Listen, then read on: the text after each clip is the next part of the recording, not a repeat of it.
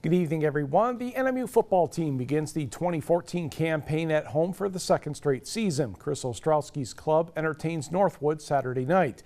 NMU has dominated the Timberwolves with a record of 25-8 in the all-time series. But the Timberwolves are turning back the clock on offense with a wishbone or woodbone look that will keep the Wildcats defense on its toes. They had great success, years ago. Running the option, and we're sure we'll see a large dose of it. And so we're going to be as prepared as we can. At the same time, I think you'll see some spread too. So it should be interesting to see. Football offense is just being disciplined, pretty much. You got to know your assignments and just got to do what you're told, pretty much. You can't freestyle. You got to do your job, and that's it. You might recognize former Wildcat Jace Daniels of Escanaba in the gray shirt working out with the team this afternoon. He was let go by Tampa Bay, but he's still hopeful for getting another chance in the NFL. Kickoff Saturday night, 7 o'clock, and it's Youth Sports Day at the Superior Dome. Meanwhile, Michigan Tech's football team kicks off the season tomorrow night at Wayne State. Michigan Tech is 14-2 in its last 16 conference opening games. The only losses during that stretch were at Wayne State in 2006 and Hillsdale in 2009. The Huskies and Wayne State are playing each other for the second straight game. The teams met to end last season with the Huskies getting a 28-21 victory in Houghton. Taylor Zalkowski's interception near the goal line sealed the win for the black and gold. Since the series began in 1968, the Warriors hold a 17-8 series lead. However, Tech has had the upper hand in the last 5 matchups, winning in 4 of those contests. Kickoff is set for 6 o'clock in the Motor City. Negaunee kicked off its 2014 campaign very nicely with good defense and a solid offense and a victory over Manistee. In our high school football team of the week tonight, TV6's Lily Zhao visited the Miners to see what's next for the Maize and Blue. Leadership, workmanship, and team.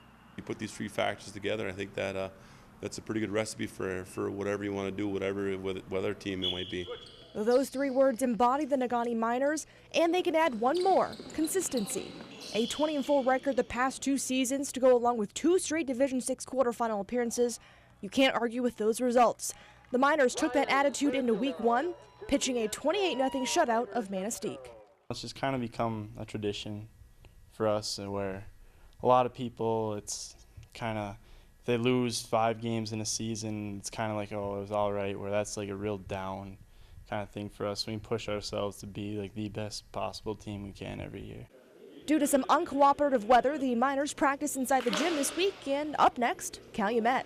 They're a blue-collar community just like we are. They're a tough, hard-nosed group of individuals. They always are. They're going to get their best game. We just have to make sure we keep improving as a team and stay focused on what we need to do.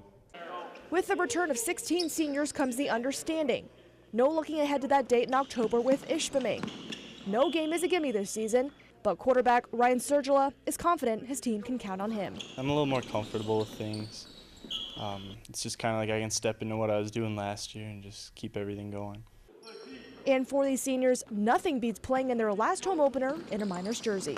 I'm really excited. That's probably the best thing is to play here in your hometown and turn your home crowd, so I'm really excited about that game. With the talent on this team, there's a reason to be excited. In Negaunee, Lily Zhao, TV6 Sports.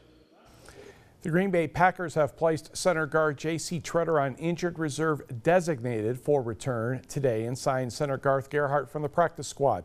Tretter injured his left knee August 22nd in a preseason game against Oakland. He will be eligible to return for the Packers November 9th against Chicago.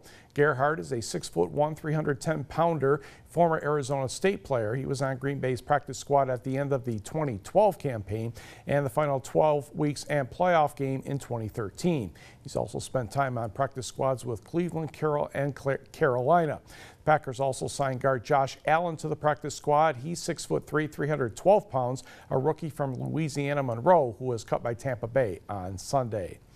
10 high school cross-country teams traveled to the Gorzinski Farm in Wilson for meet this afternoon. Kingsford won on the boys' side, followed by Munising and Stevenson. Nate Carey of the Flivers, your winner, a course record 17 minutes 7 seconds. Munising's Brett Hanna and Grady Kirst were next. On the girls' side, it was Menominee by 2 points over Kingsford. Norway was third. Kyra Johnson of Norway, the winner in 21:34. Munising's Alyssa Weber second, and Olivia Holmberg of